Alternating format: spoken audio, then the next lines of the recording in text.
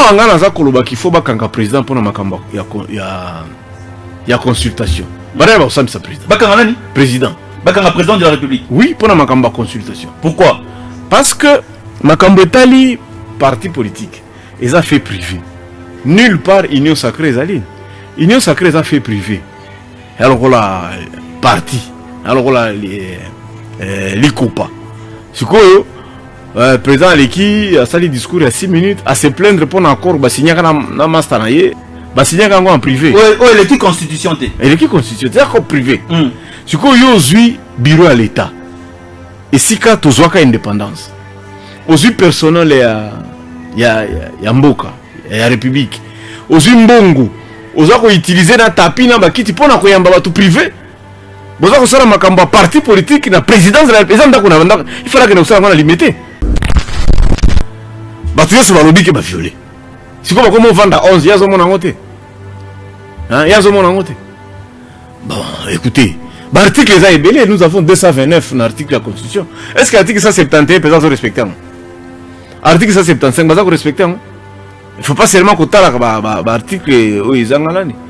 Non, il faut faire attention. Il est le garant de la Constitution, mais il n'est pas le gestionnaire de la Constitution. Il y a une fois, il doit faire l'arbitrage. Jamais Mobutu Sala Bilukouana, jamais Moussa Salango, jamais Joseph Salango. Il ne faut pas qu'on innove Biloko, mais ce n'est pas tout le monde qui a Boloko. Koyoka Barnabé na mokolo lelo mokonjamboka a violé la Constitution. Mais c'est tous les jours qu'on viole. Même Kabila aussi a violé, hein. Bon, il y a ça, c'est comparaison. Makambo etali consultation, ils ont fait privé. Dans le discours au chef de l'État à 6 minutes, il s'est plaint pour la COP na bango. Président Robi, non, il est bloqué. Le président de la République a dit tout qu'il est bloqué. Constitution bloqué dans l'article 9. Il a dit qu'il voyager, à voyager. À nommer Basoda, à nommer. Bien que je sois à Salaka, non? Ce qui est accord est émerveillé. Consultation, ils allaient pour un accord. Ils ont pour la constitution. Et puis ceux qui présentent dans la première constitution, a aucun référendum. Parce que la constitution, c'est biso, peuple notre tiaka, yango ils ont présenté notre tiaka constitution, ils ont biso peuple notre tiaka constitution. Donc si le président a des problèmes avec la constitution, à toute la population. Mais le président, au Bengisi, consultation, il n'y a pas d'ordonnance. Il y a un numéro d'ordonnance, c'est convoqué consultation. Le président a convoqué, il n'y a pas de.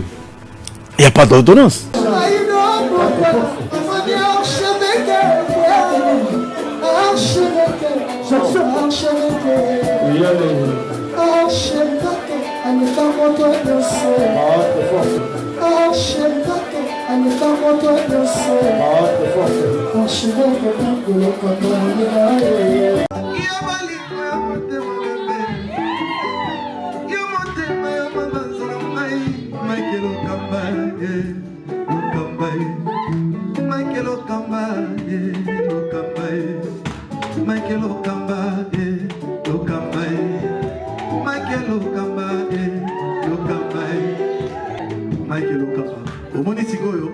L'artiste, c'est l'improvisation. La honoré dans l'émission. Africa Elengi TV, votre chaîne, l'incontournable, la star des chaînes.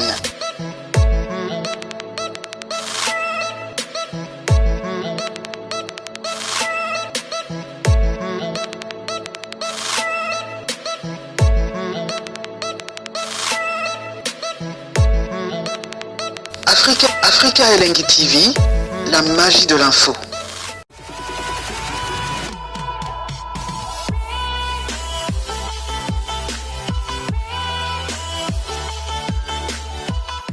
Mesdames et messieurs, très chers téléspectateurs de la grande chaîne Mbote Mingi Paywapi Boswami, parce que le lot Tozali Nambano Makoki Yakoya Lisusu Liboso Etando Ikena Bino ko présenter Bino émission à l'elo Tozali Nambano Makoki Yakoyamba Mwana mboka Barnabé Kika na yende to kobeta masolo lelo matali République démocratique du Congo ngai na yebié peuple congolais pas yebié mais na kotiki le temps se présenter pour être fungola liboké ya émission ya lelo mwana mboka Barnabé Mbote.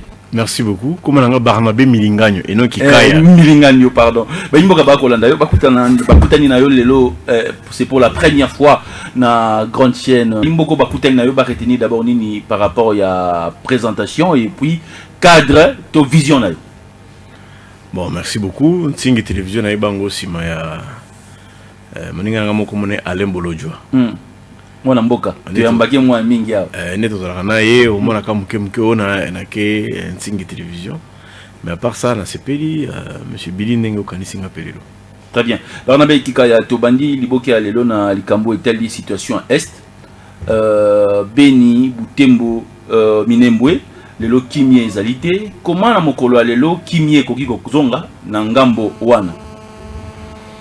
Bon, merci beaucoup. D'abord kozanga kimia kuna ezaka ka volonté na biso biso moko ba congolais et puis biso moko bana mboka ya côté wana. Parce que kozanga kimia et comme business et comme nango cop yango isalaka ke biloko wana esilaka te. C'est-à-dire les cop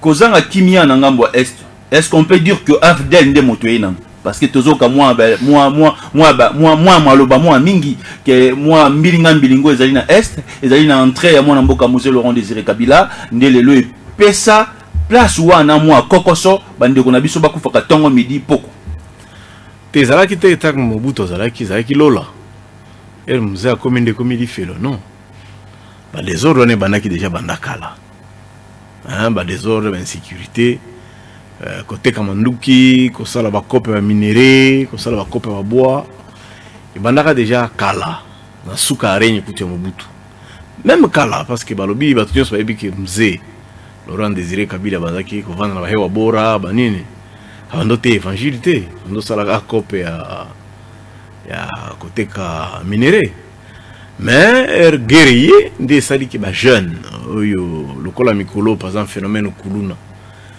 kuluna erinya ka po bato basanga musala so wani soki babino 50 usines moko fongoli na maluku et bandi ko zo ba jeune soki bukanga lonzo esalaka oh ça pouvait prendre 10 000 personnes par jour et créer pe misala mususu pembeni omoni par exemple tant ba société de télécommunication yaka ba Vodacom ba RTL ba Fricel ba Orange to tanga bango nyonso bato ya kioski ya koteka bainité na balabala bazalaka te avant ba société na ya mais ba société na ye et créer ba misala mususu benga ngo les travaux connexes bato comme teka bainité c'est ça. Donc s'il y a du travail na Congo mobimba ba comme insécurité ko sila yango moko nani wana ko ndima vraiment akitaka na sia libulu ba 20 mètres ko akendeka ko lukama libanga moko et puis à côté quand créer les minéraux ça creuser les minéraux ça c'est difficile ça fait souffrir mais bon ceux qui musala ezate choix pesate ba to salango. Antoine Félix Tshilombo Tshisekedi au pouvoir hier c'était Joseph Kabila oyo batu babane ko kufa moi mingi na contre wana yo zali mutu moko ya contre wana. Est-ce qu'on peut aujourd'hui compter na appui à Nations Unies, aux États-Unis d'Amérique pour être kimia ezonga vraiment à 100% na est. Ça fait 20 ans. Ça fait 20 ans Nations Unies à mboka na biso. Kimia ezonga na nte. Ne comptez jamais sur les Nations Unies. Et puis to contacter pour na batu. Ko contacter pas baninge za kamala muti. To compter pour biso congolais. Biso moto za na volontaire aussi c'est kambongo. Ozo comprendre nga pour machette oyo ba kuluna bakataka nango batu ezala ba commerçant bakendaka Dubai koluka ka machette ba masasi oyo babomaka nango batu na ba est kuna ezala batu batekaka ngo soto fabrika usine manduki te na Congo to usine masasi mais ezala batu za kopra bango ezapela ba mususu baza ba parlement ba député bazwa kambongo ba ADF na wana za kambongo ba mai wana po ba ya kosala contre campagne armée congolaise. J'ai même na yoki na Minembwe ponga na uti Minembwe ba jeune ya pleine donc Uvira Baraka ba côté nyonso wana ba Lulenge baza ko enrôler bango na ba groupe armé po bakende ko yibaka bangombe ba Nyamulenge ba ya koteka ba somba ba moto ba sala ba commerce à moto ebi ke transport à moto ezo régner Congo mobimba baza ko biso za ko régner Congo mobimba comme cop même chose na Bunya. Ba garçon ba lendu wana ba nani wana ba kodeko wana soka za na besoin moto ba kotika kana ferme ya moto papa ba ibi mo 4 5 ngombe ba ya teki a payer na moto. Donc c'est un problème, il y a pas beaucoup de choix eza mingité to kolia ndenge to sa ndenge. Omoni même au Congo ya maman mututo azalaka pasteur et moko pe mututo azalaka musicien. mais herba choix eza kobima lelo même ba comédien ba comme les calabaté fait pas comme ba politicien. Donc c'est toujours comme ça, c'est toujours comme ça. On va attaquer cela dans cette émission. Molukisi ya kwanga kaka quoi. Ndem problème yango. Bien, lelo na mokolo lelo Minembwe et pas y bito bosani yango moi moquet parce que lelo comme mingi consultation installation à Bourgmestre Minembwe le président de la République Anila Kiango. Est-ce qu'aujourd'hui mon amboka Azarias Rouberoi il faut vraiment la vérité ou le baki dans l'Assemblée nationale des amoquets? Tina na ya kolobezate parce qu'il concernait était ministre intérieur. Makamba commune état du ministre intérieur état du Rouberoti. Tant que biloko wana bando salema ba muyeji nde bazalaka ba ministre ba mova etalaka Rouberoti. Ezaka mutama be on eza hen nde salaki komoni ba député wana ba ko silisa soina munoko pour makambo moko ezanga tina. Lorsque le président il a annulé le décret, a annulé nini cérémonie à investiture, a annulé décret à créer la commune Riro. Donc ce qu'il a annulé cérémonie, ils ont engolé ça c'est qui a pas parce que Bourgoumestre a Sala Kabanda, ça fait plus de 2 ans à Sala déjà. 3 ans en Goku, ça déjà en fonction. On ce qu'a annulé décret, mais Batouana on se base une notification à Bangote, tous les autres 310 Bourgoumestre plus Minembwe 311. Basile va notifier, Kakonde a notifié dans le Bangote. On ne gère pas la République qui est dans Maloba. Non, on ne gère pas la République avec l'oralité. On gère la République selon les textes. Donc, ce qui est décision, il faut éco-mama. Ce qui va comité, ils ont un loisa, ils ont un solo, on va gérer un Kamboka Bongote. C'est pas normal. Très bien. Toti Koyo Kayomi Kolezali Koleka au lobby que le président de la République actuelle, il faut collaborer Nabino Bamaïmaï. Est-ce que c'est important? Je n'ai pas dit que à coopérer avec Maïmaï. Maïmaï va être bandit. Maïmaï va être bandit.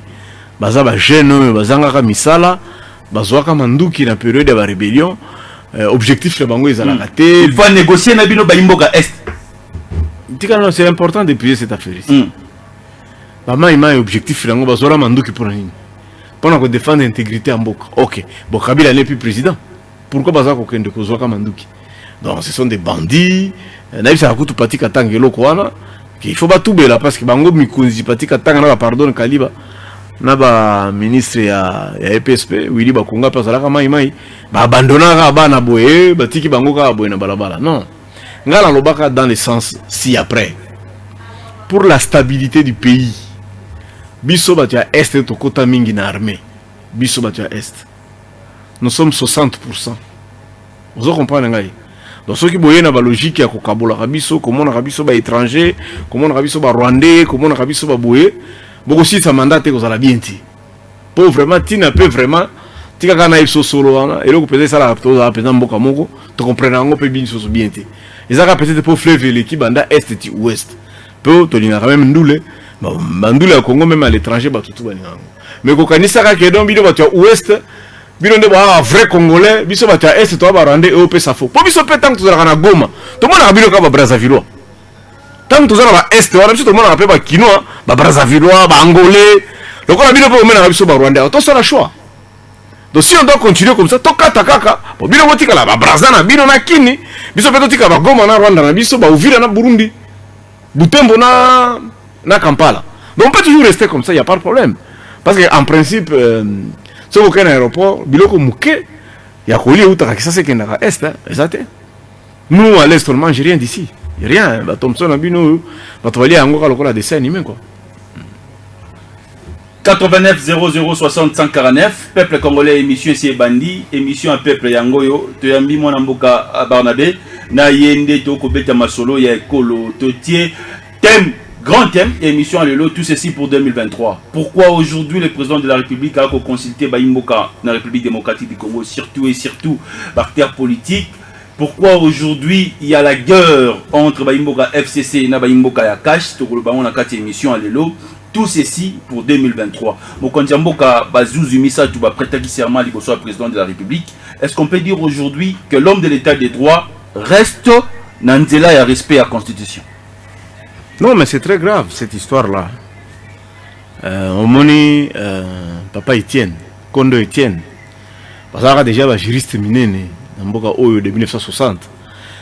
Pour mindele bakenda ba pesa biso te loko texte mon côté loko mon côté. Viana, surtout Kengo Adondo, nde bato bakoma ba texte ebele ya mboka oyo. Eyebani ke vieux Etienne azalaka ministre de justice. Donc et pas ndako ya ba président. Ngana mwana pasteur par exemple. Biso to senga kata soko lingo senga eloko père ko senga kaka na balosambo na ba verset biblique. Donc mutu aza supposé ko yeba état de droit ko le président zate. Mais tu ne peux pas aller investir cours non conforme na constitution. Bah juge wana loi et lobby qui bazana 8 jours pour se prononcer. Bah se prononcer batika na cour yo bengani bango na ndenge parce que ba uti na conseil supérieur magistrature. Yami balé. Constitution lobby boy. Président okosala boy mais à condition boy na. Soko lingo yamba prestation de serment, yaba juge à cour constitutionnelle. Il faut premier ministre azala, il faut président parlement. Soki bato wana bazate ko yamba dani serment na bangote. Skoyo yambi botomboli misapi et comme il y a la réunion parti politique, ça ne se passe pas comme ça. Ils ont un république. La république va gérer na loingeti. On ne gère pas la république na loingeti. Donc les lorsque va comme siéger 11. Au moins il y a commis des ordres. On ne peut pas, ça c'est quel cours, tout ça on a confiance en nini au parce que la loi dit pour la makamba cour c'est exceptionnel. Ce ne sont pas des juges comme tout le monde.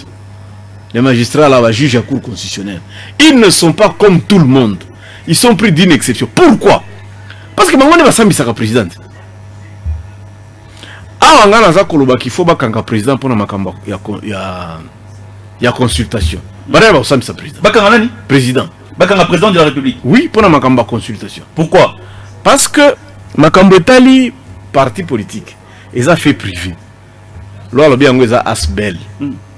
Alors, ce qu'on a dit, organigramme en Boka Nabiso, président, Sénat, Parlement, Sénat, Assemblée nationale, Sénat, Parlement, judiciaire, gouvernement, nulle part Union sacrée Zaline. Union sacrée a fait privé. Alors on a parti. Alors on a l'ICOPA. Ce que président Aleki a sali discours à 6 minutes, à se plaindre pour encore signer un master. On a 4 émissions. Oui. Bah signer en privé. Oui, l'équipe constitution. L'équipe constitution, c'est encore privé. Ce que yo bureau à l'État.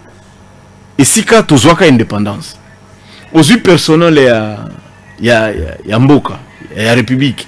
Aux Mbongo, aux a utiliser na tapis na bakiti pour na koyamba tout privé. Vous avez ça makamba parti politique na présidence de la présidence il fallait que nous soyons limité. Bon c'est quoi détournement Mbongo wana, détournement personnel, mauvais usage il y a bâtiment à la République pour des fins privées. C'est un détournement de fonds. Même il faut s'ambiser sa président. Cour constitutionnelle. C'est comme ça comme une cour constitutionnelle, bah, compétente parce qu'ils ne sont pas bien constitués. Au moins, tu as violé l'état de droit. Ce n'est pas d'état de droit. Barnabé, tout le banamokolo alelo, guerre est allée sur le plan judiciaire. Parce que Baïmbo Kamosu va tomber l'article 150, Baïmbo Kamosu va tomber l'article 158. Article 150 est le statut à magistrat. Les magistrats ordinaires, tout le monde va triper, tout le monde va. Hein, tout le monde va partout. Mais tu l'as dit, mon amboka, aller en Tundu, or le bique mon kontamboka, doit respecter la constitution, à violer la constitution. Voilà, Christophe Lutundu là. Oh. Parce que le constitutionnaliste, c'est mon nez, un peu le cola. Mon tamaïe, le peu l'amboka, le cola. Comparer Ngana été parce que les constitution combien? Bah, tu sais, c'est le bique qui va violer. C'est comme on vend à 11, il y a mon angoté. Hein, il y a mon angoté. Bon, écoutez, l'article est belé, nous avons 229 dans l'article de la Constitution. Est-ce que l'article 171 peut être respecté? L'article 175 peut être respecté? Il ne faut pas seulement que l'article non, il faut faire attention. Il est le garant de la Constitution, mais il n'est pas le gestionnaire de la Constitution. Il y a une fois, il doit faire l'arbitrage. Jamais Mobutu Sala Bilukouana, jamais Moussa Salango, jamais Joseph Assalango. Il ne faut pas qu'on innove Biloko, ce n'est pas tout ce qu'on a Boloko. Koyoka Barnabé na mokolo lelo mokonzamboka a violé la constitution. Mais c'est tous les jours qu'on viole. Même Kabila aussi a violé hein. Bon yo ça c'est quoi comparaison là? Est-ce que c'est honorifique ça? Yo ça polygame. Ngani na botuno mituna. Na za koloba kaka. Bato bazolanda biso. Pourquoi qu'on a mis dans la polygame? C'est quoi ça polygame te point? Est-ce que parce que quand on a mis dans la polygame, père na bina botama na polygamie, yo peut faut comme ka polygame? Non, on peut pas évoluer comme ça. Si nous avons des textes, c'est parce que est recadré bisonyonso. Surtout tambola bongo. Nous là oui, c'est un intellectuel, nous tous nous connaissons.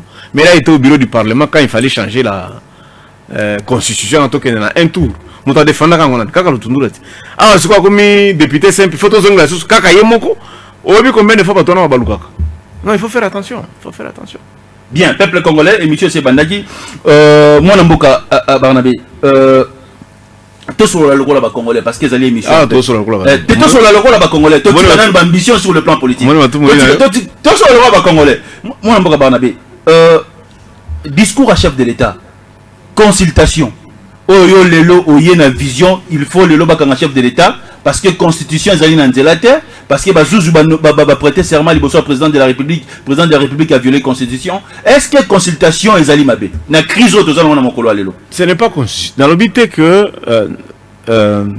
makambo lobi ona ngana lobi boyi makambo etali consultation eza fait privé na discours à chef de l'État à 6 minutes il s'est plaint pour la COP na bango. Président Lobi non, il est bloqué. Le président de la République a dit tout qu'il est bloqué. Constitution bloqué dans l'article 10. Alanga qui voyager a voyager. A nommer basoda a nommer. Bien que je sois linga kosala a sala non.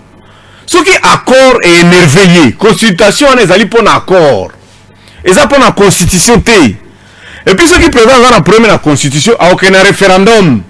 Parce que constitution ça biso peuple notre tiaka yango eza président mutatiaka pardon eza président mutatiaka constitution eza biso peuple notre tiaka constitution donc si le président a des problèmes avec la constitution à toute la population Délice Sanga président est en vol il est énervé par rapport à la constitution ah on dit 40 articles eza mabe balongolango mais il a écrit il faut qu'on mais le président au bengisi consultation il n'y a pas d'ordonnance il y a un numéro d'ordonnance c'est convoqué consultation président ont convoqué, il n'y a pas d'ordonnance. Donc c'est l'oral. Il y a aucun cas local à prier, mon comme un gang. Donc ils ont le là, yo, n'a qui a jamais quoi à Vodacom. Bon, le cas président marketing il y a Vodacom à la Mongo. Donc il y a cause réunion à Mongo, va que ça le na Vodacom association tu as un petit bakiti, ba Mongo ba vandi, auto ça la réunion à Mongo. Non. Pas que bengale comme ça là. Le président doit agir par ordonnance. Merci. Nous allons marquer une pause. Nous allons retourner du côté de la régie. Tous extraits. Il y a consultation. Mokonjambo Antoine Félix Tshilombo Tshisekedi a consulté le peuple congolais. Et puis Togozonga dans quelques poussières de minutes.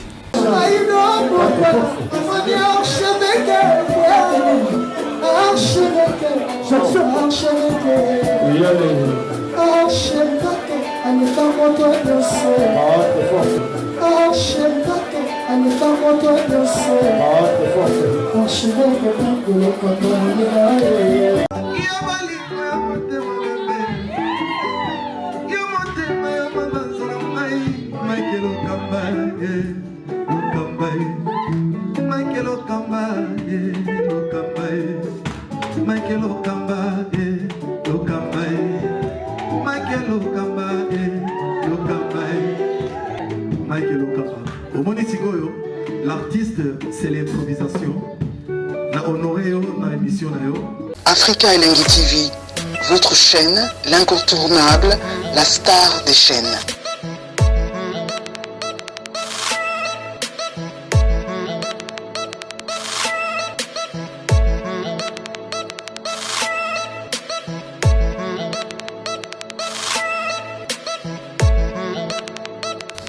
Africa Elengi TV, la magie de l'info.